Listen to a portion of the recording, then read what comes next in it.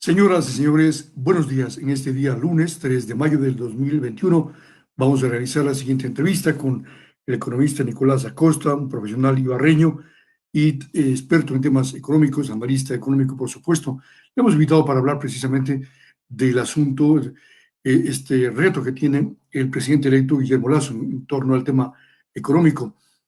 Nicolás, ¿qué significa para que Lenín Moreno, presidente actual, dijo conjuntamente en una reunión que mantuvo con Guillermo Lasso que no deja la mesa servida? ¿Cuál es el alcance de esta expresión dicha en forma espontánea por Lenín Moreno? Buenos días, Nicolás, le damos la cordial bienvenida. Buenos días, estimado Jaime. Un saludo cordial a todos los que nos escuchan, especialmente de la ciudad de Ibarra. Pues esta expresión es bastante honesta y cierta, se puede decir, porque en verdad la mesa no está servida, no estuvo servida hace 4 años.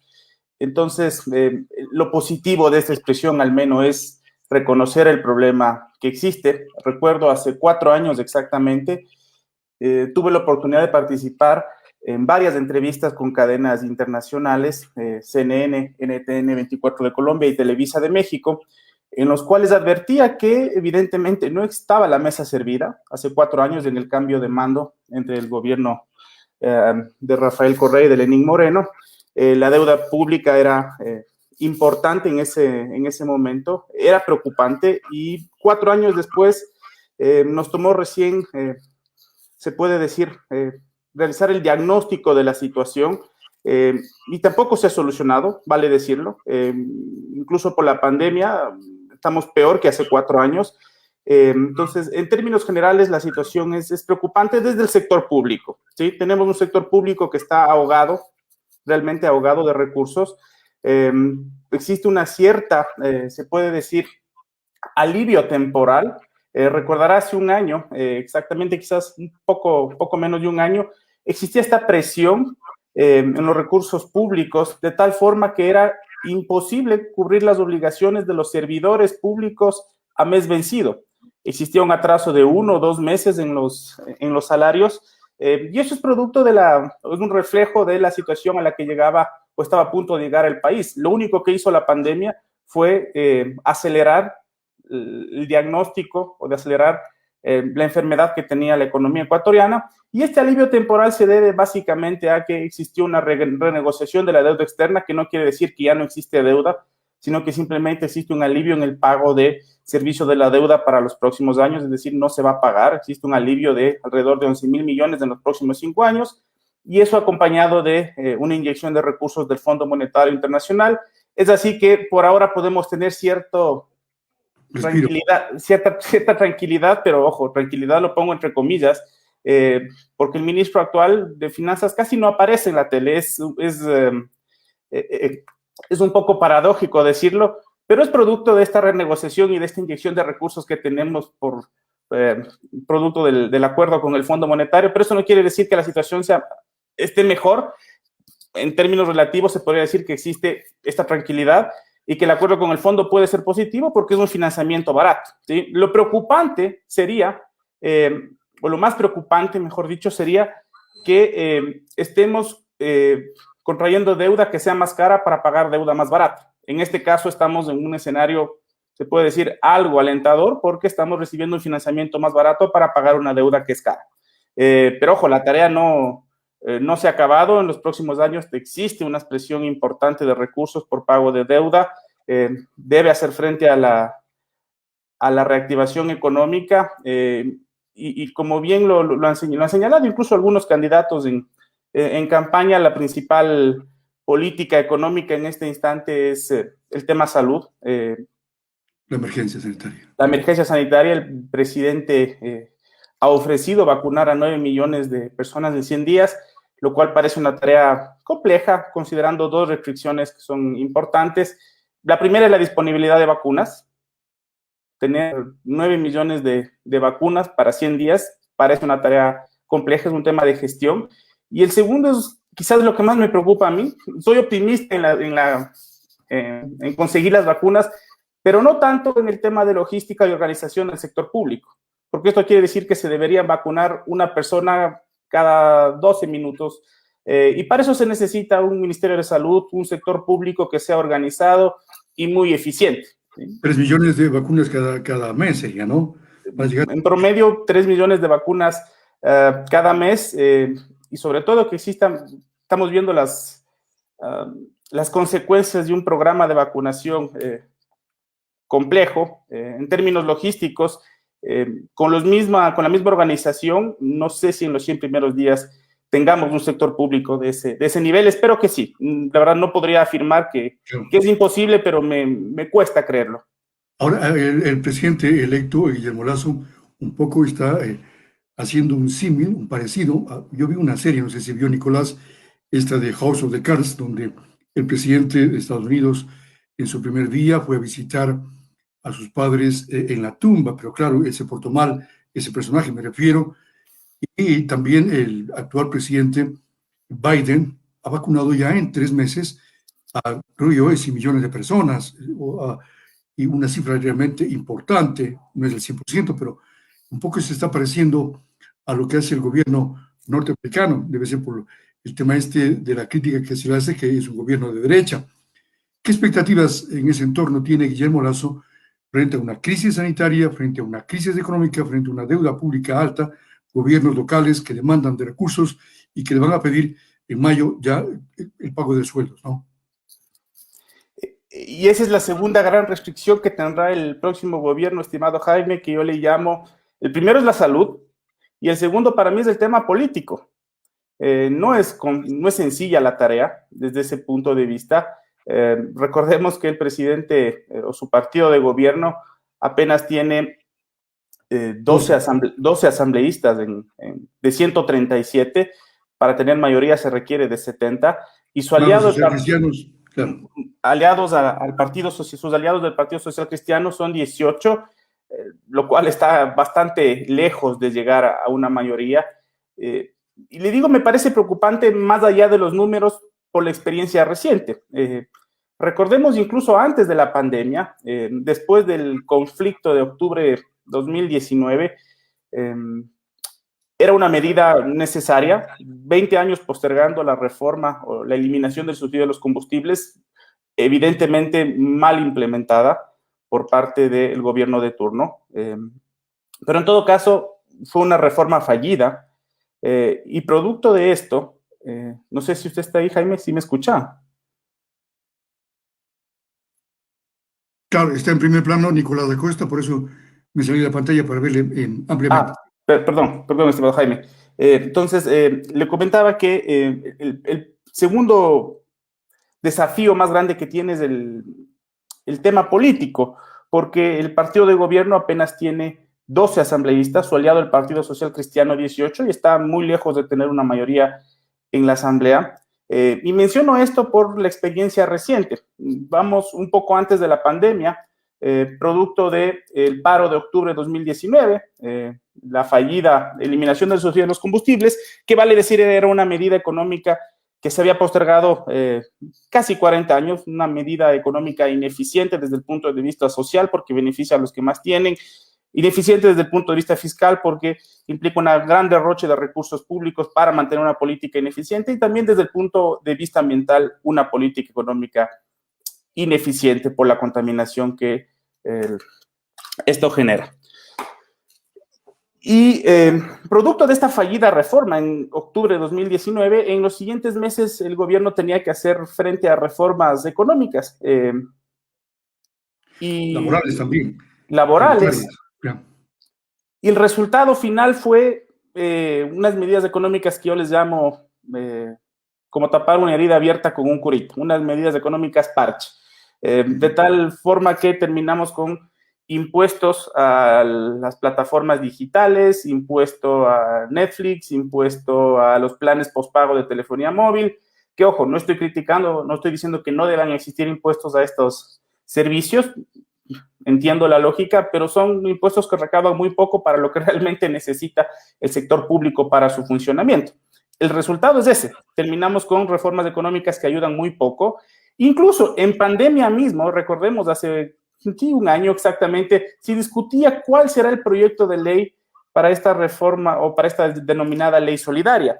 Humanitaria. humanitaria, perdón. Y en principio, el objetivo era recaudar una importante cantidad de recursos, incluso grabar los salarios o grabar impuestos, si se puede denominar, a ingresos o salarios que van desde $1,000 al mes. Luego se discutía que a partir de 2,500, lo mismo para contribuciones de empresas, y el resultado final fue una ley económica bastante tibia, porque estábamos a puertas de un año, o menos de un año de campaña, y los asambleístas de todos los bloques se anclaron en este cliché de no vamos a meter el bolsillo a la mano de los ecuatorianos, lo cual políticamente suena correcto, pero la realidad, o estar al frente de un ministerio de finanzas en el cual tienes que hacer frente a las obligaciones de todo el sector público, es totalmente distinta. A veces se malinterpreta o se piensa, y eso a mí algo que siempre me preocupa cuando escucho análisis económicos, especialmente de personas que no manejan el tema fiscal, que es un tema bastante técnico, y generalmente se piensa que es cuestión de voluntad. Y en la situación que está el país no es un tema de voluntades, es un tema de disponibilidad de recursos. Si fuésemos un país que tuviese ahorros y que preferiríamos ahorrar a no gastar, sería entendible una postura de ese estilo, pero lastimosamente en un país que no tiene recursos, exigirle más y no contribuir con mayores impuestos es difícil, es casi imposible esa tarea. Ahora, Nicolás, mire lo que pasó en Colombia con Iván Duque. Él plantea una reforma tributaria aumentando el IVA, no sé en qué punto, pero claro, la protesta se hizo evidente, 4 días de violencia, 4 días de saqueos, en fin, dio marcha atrás. Por lo tanto, no hay cómo plantear esto de impuestos, no más bien bajarlo, como dijeron en campaña, pero no sé si puedan bajar tampoco porque el Estado se queda sin recursos también. Hay una contradicción ahí. Por supuesto, y es un espejo que nos va a tener como referencia en los próximos años lo sucedido en Colombia. Y vale decir que gran parte de la reforma que se plantea en Colombia es una reforma que grava impuestos a los altos patrimonios, grava con impuestos o amplía la base tributaria a personas que ganan a partir de $600, y por ahí unas complejidades, sí, en términos de incremento en las tarifas a servicios básicos, lo cual me parece incorrecto. Pero más allá de eso, es una reforma que en términos generales que ataca a los que más ingresos tienen, y no obstante, vea los resultados. 4 días de paro, quizás similar a lo que pasó aquí en octubre de 2019, y el presidente electo seguramente tendrá como reflejo octubre de 2019 y lo sucedido en Colombia, lo cual dificulta más aún el poder establecer reformas económicas, laborales, incluso la seguridad social, que cada vez es más preocupante. Yo veo difícil que logre un consenso. Por ahora hemos escuchado expresiones de los bloques políticos que van a dar gobernabilidad, etcétera. Y como sabemos en la historia de nuestro país, esto no es tan creíble. Lastimosamente existe todo un juego de intereses detrás, no son gratis esos acuerdos, y menos aún cuando estemos cerca de las próximas elecciones, para elecciones de alcaldes, prefectos, concejales, será más complejo aún, y no se diga en el último año, en los 2 últimos años de gestión. Así que este primer año del presidente, quizás yo lo veo como el único año que tiene para realizar o para que pueda tener algún consenso en términos de reformas económicas. Lo que generalmente pensamos es que el rechazo va a venir o el rechazo popular, pero también no olvidemos que si es que se graban con impuestos a los altos patrimonios, también se pueda tener quizás menos, pero igual va a existir resistencia. Toda reforma, todo incremento de impuestos genera resistencia, sea el objetivo, ingresos altos, ingresos medios, siempre va a existir un rechazo. Porque hay una cadena. Ahora, el FMI ha sugerido, Nicolás, que en estos acuerdos de préstamos, de créditos, ha sugerido que sea vía aumento del IVA y eliminación de exenciones tributarias, es decir, que no haya excepciones, el aumento de ingresos que es un compromiso con el Fondo Monetario Internacional, tampoco es una obligación, pero claro, cuando a uno le prestan dinero, lo que tiene que hacer es planificar, reducir costos, reducir gastos para poder cumplir con quienes nos dio, con los acreedores, ¿no? Por lo tanto, ¿qué tan factible es en este marco lo que ha ofrecido Guillermo Lazo de aumentar a $500 el salario básico y de crear, creo que habló de 1 millón de plazas de empleo, de puestos de trabajo? Yo le veo una tarea harto complicada. Sí, es una tarea muy compleja, pero el ofrecimiento fue subir el salario básico a $500 en sus próximos 4 años de gobierno. Por ahora parece difícil, habrá que esperar al menos los próximos 2 años para saber cuál es el estatus superado la pandemia.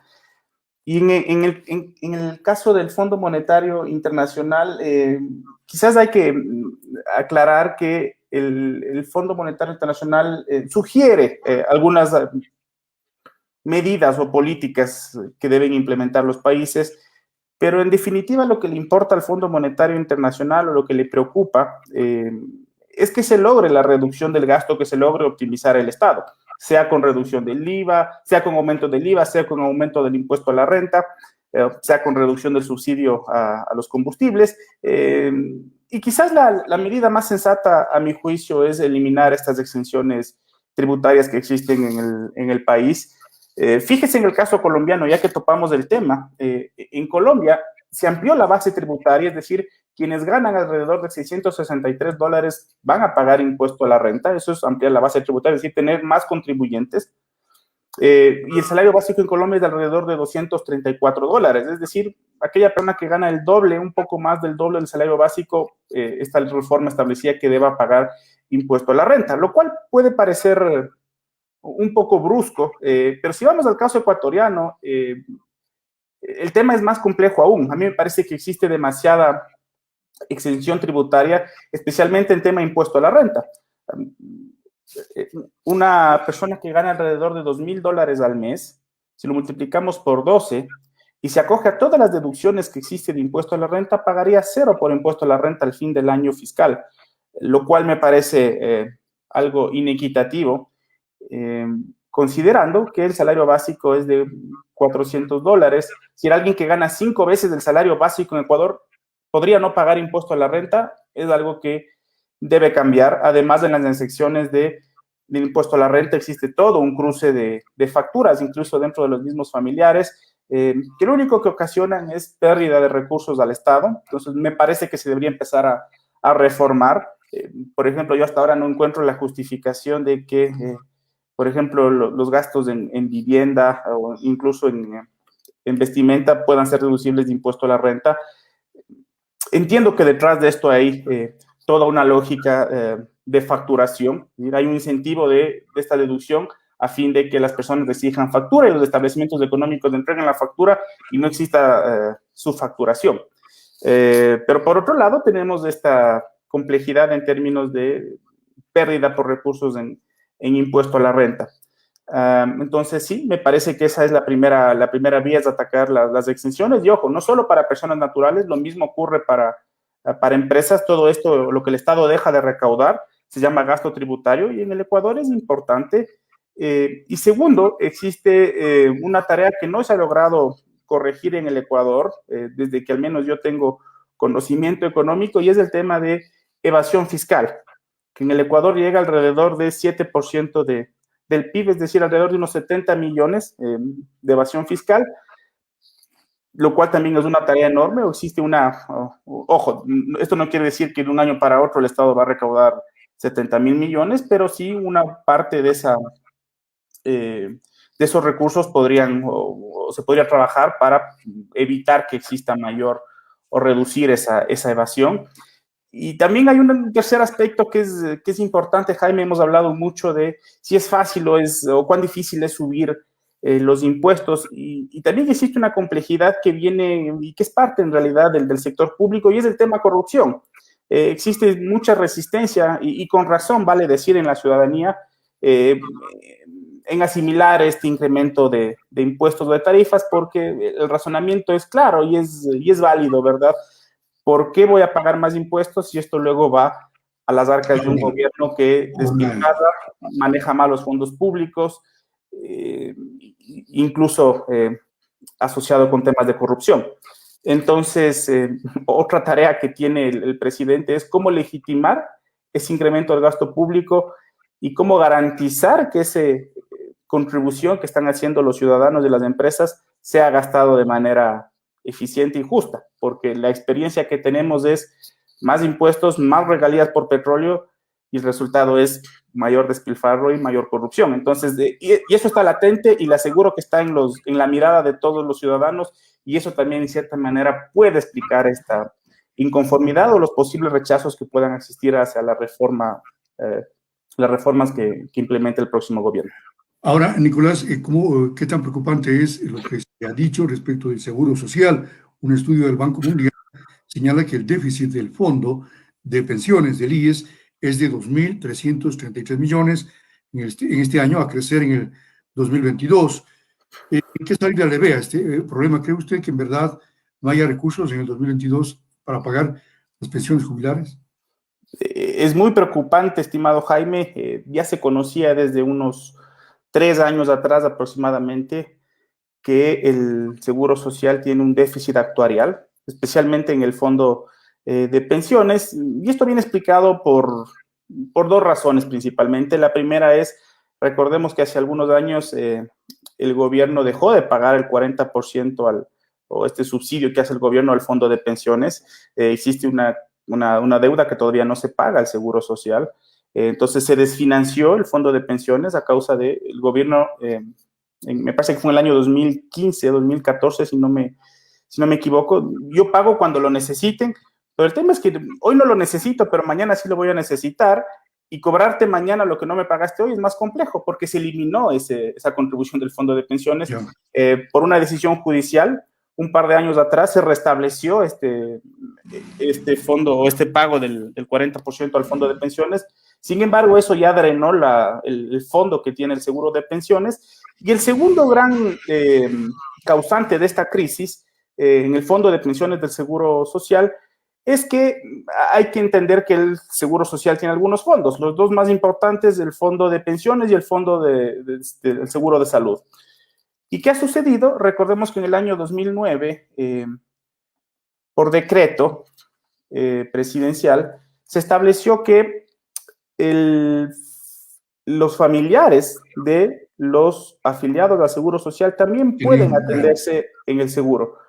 Pero esto sin un incremento, sin una contraparte del afiliado, es decir, seguía contribuyendo la misma proporción de sus ingresos y ahora tiene sus familiares que pueden atenderse en el Seguro Social cuando antes solo podía atenderse la misma persona, lo cual desde el punto de vista social puede parecer interesante, justo también se puede mencionar, pero desde el punto de vista del Seguro Social, eso involucra una cantidad de recursos adicionales que tiene que ocupar para hacer frente a este incremento en la demanda de servicios de salud. Repito, una persona afiliada y sus hijos y familiares podrían también atenderse en el Seguro Social con el mismo recurso, pero con la misma cantidad de aporte que hace la persona, lo cual es como que una persona va a un restaurante, paga por uno y comen 3. Entonces, esto pasó en el Seguro Social.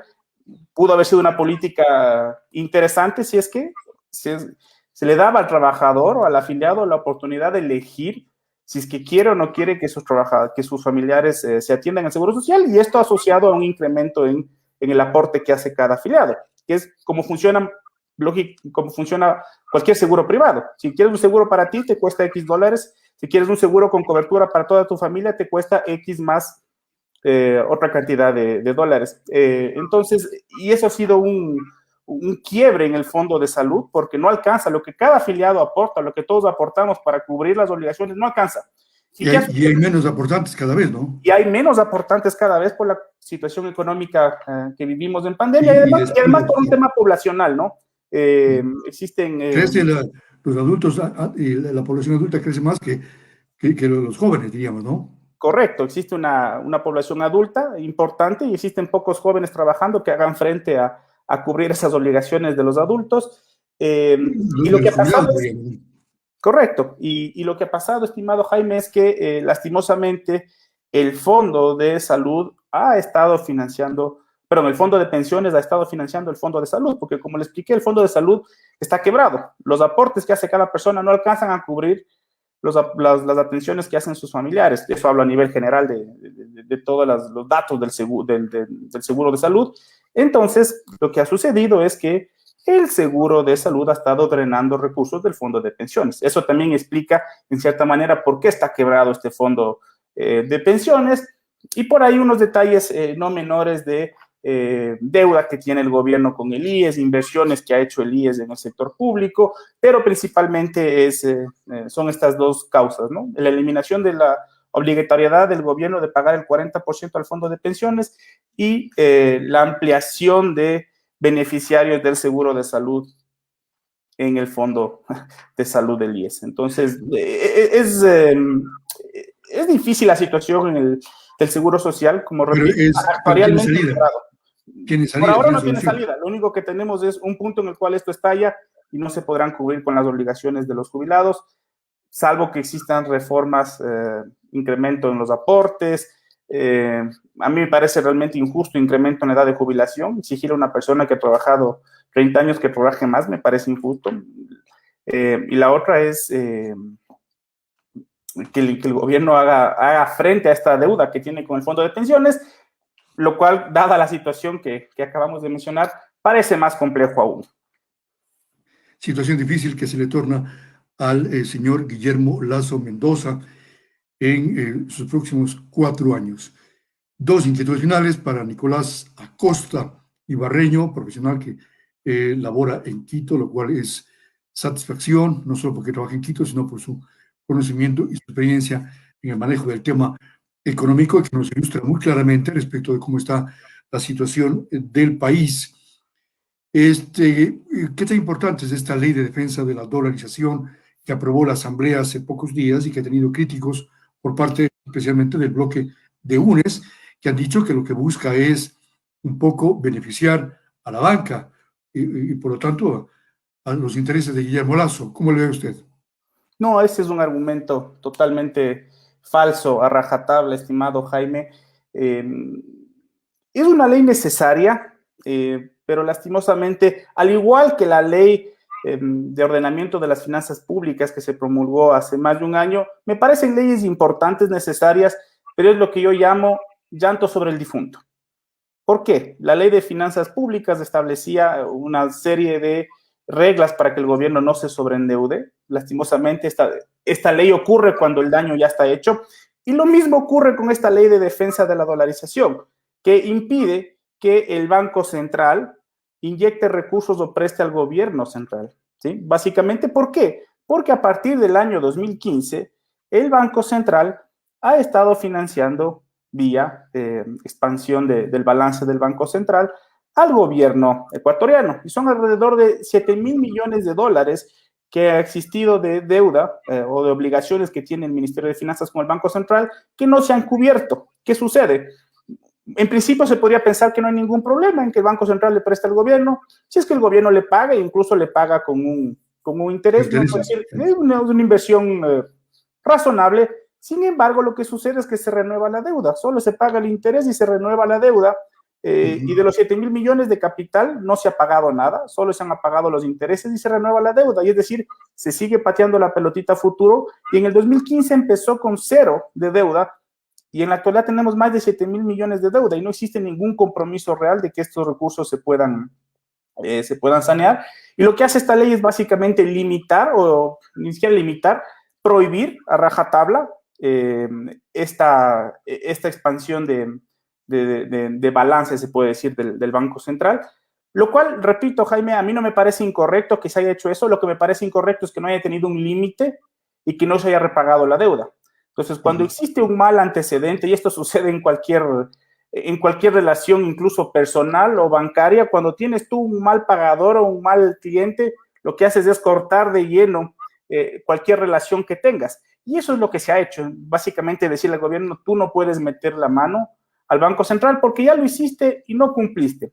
Entonces, lo que se quiere es blindar al Banco Central. Lo que se quiere es blindar al Banco Central.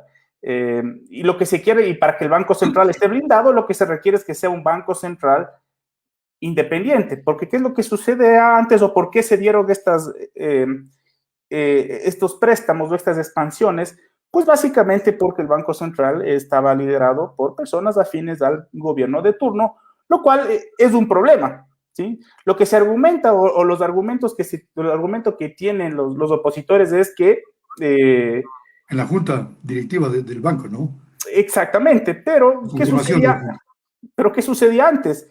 Esta junta y el gerente del Banco Central era puesto por el presidente de la República y evidentemente tenía que obedecer al mandatario, y gracias a eso se dio esta expansión del balance en 7.000 millones. Ahora se propone que esta sea una junta independiente. Habrá que ver qué tan independiente es, eso sí, hay que estar muy atentos a cómo se estructurará. La idea es que sea independiente del Poder Ejecutivo, pero también independiente de los intereses financieros que puedan existir alrededor. Por ahora la ley en papel es positiva. Habrá que esperar en la práctica a determinar si es que efectivamente este Banco Central es independiente en todo el sentido, porque también puede ser independiente entre comillas, ¿ah? Puede que sea cercano al Ejecutivo, cercano a los intereses financieros, etcétera, pero a mí me parece muy positiva la ley porque evidentemente esta expansión, o quizás algo que nos olvidamos, es que esta expansión que hizo, o este préstamo que hizo el Banco Central al gobierno de finanzas, lo que hace es comprometer la dolarización, y lo ha hecho. ¿Por qué? Es un tema difícil de explicar, pero trataré de ser muy sencillo, y es porque la expansión que hace el Banco Central presta recursos al Ministerio de Finanzas. Este Ministerio de Finanzas decide qué hacer con esos recursos. Pongamos que envía a la banca pública o envía a los funcionarios, o en algún momento llega a los funcionarios públicos.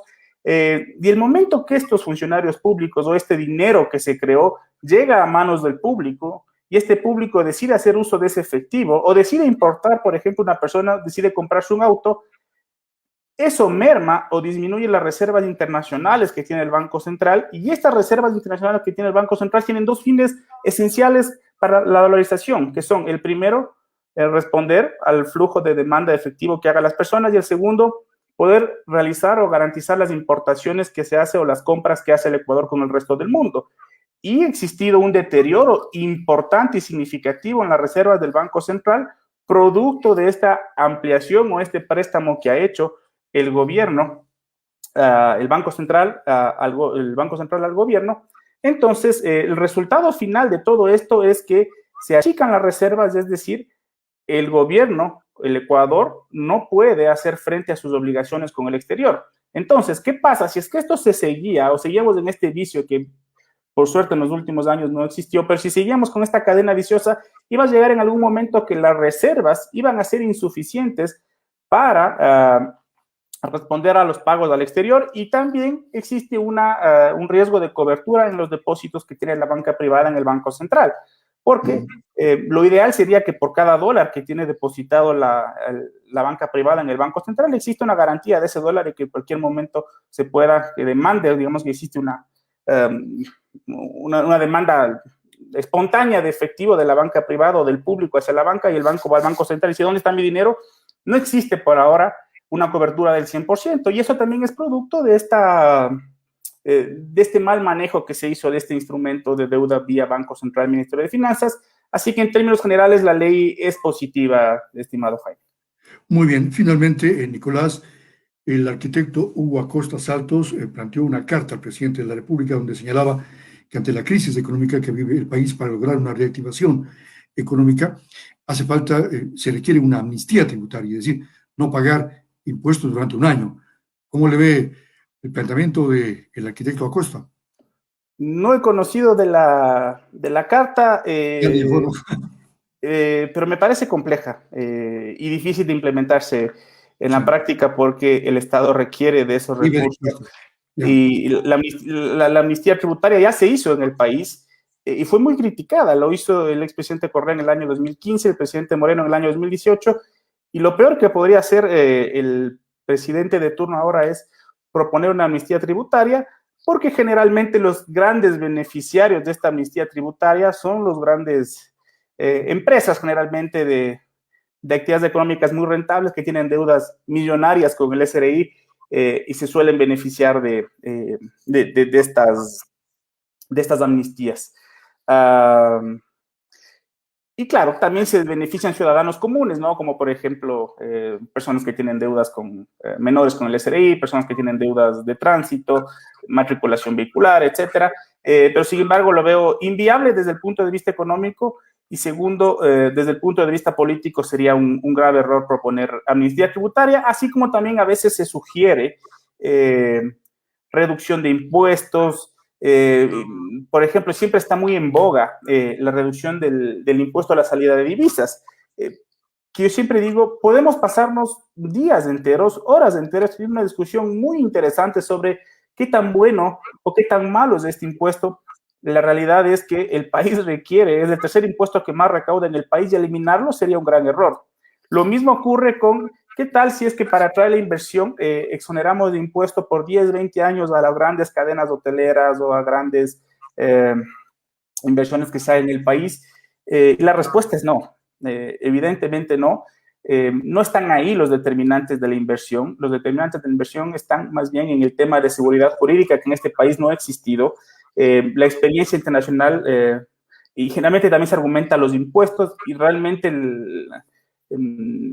no están ahí los problemas están en la inestabilidad que tiene el país, especialmente en términos de seguridad jurídica, una reforma tributaria cada 6 meses generalmente, lo cual no existen reglas de claro juegos para que vengan estas grandes inversiones, y generalmente también lo que suele ocurrir es que dicen, bueno, si viene esta gran cadena hotelera para que invierta en el país, no le cobro impuestos.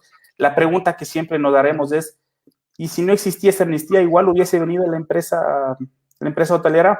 Me voy a un caso más extremo, a una empresa que brinda servicios petroleros, es una actividad tan rentable, o minería, por ejemplo, una actividad tan rentable que como sin amnistía tributaria de todas maneras hubiese llegado esa inversión siendo un sector tan rentable.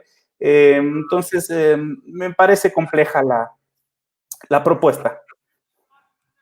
Bien, para completar esta inquietud, ahí está la noticia, dice el arquitecto Hugo Acosta Saltos, con 43 años de trabajo como emprendedor, le expresa lo siguiente al presidente Lazo, ¿no? Deseo aportar una solución a su propuesta de generar nuevas fuentes de trabajo en la crisis económica que estamos viviendo por causas ya conocidas. El sector privado de la pequeña industria y las artesanías son el mayor aporte para generar fuentes de trabajo, mientras que el Estado no es un sector innovador de fuentes de empleo. Crear estímulos y no sanciones y persecución como está acostumbrado el IES, municipios y el SRI a castigar permanentemente a los sectores productivos del país. Mi propuesta es declarar una amnistía tributaria por 15 meses a los sectores productivos y continuar con la reducción de burócratas improductivos. Ese es el comentario. Siempre es deseable la reducción del sector público ineficiente. Ya se lo ha hecho en los últimos años en el país, pero vale mencionar que alrededor del 75% de la masa salarial que existe en el sector público son policías, personal del área de educación, salud y militares. Entonces, se torna difícil reducir en realidad, y ya lo vivió este gobierno y el anterior, es difícil reducir la carga en el sector público debido a que el 75% en alrededor es, repito, policías, militares, educación y salud, lo cual atentaría contra el desenvolvimiento normal del Estado. Existe un pequeño margen, se han eliminado ministerios, se han eliminado empresas públicas, pero sin embargo no alcanza. Y ya el límite en el cual se puede reformar el sector público es escaso. Pero sí, siempre es deseable, estoy de acuerdo en ese planteamiento, más no en el tema de amnistía tributaria. Qué bueno que se viva la democracia en la familia Acosta. Gracias, Nicolás, por la entrevista. Mucho gusto, Jaime. Buen Un día. saludo a todos los ibarreños. Saludos cordiales. Muy bien, el economista Nicolás Acosta en esta entrevista sobre el tema económico. Agradecemos por esa deferencia para expectativa. Amigos y amigas, un buen día. Saludos cordiales en Italia. Ana Velázquez, a Julio Almedo, que nos están siguiendo, muchas personas que están en el mundo, los migrantes siempre están pendientes de nosotros. Que la pasen bien. Un buen día lunes.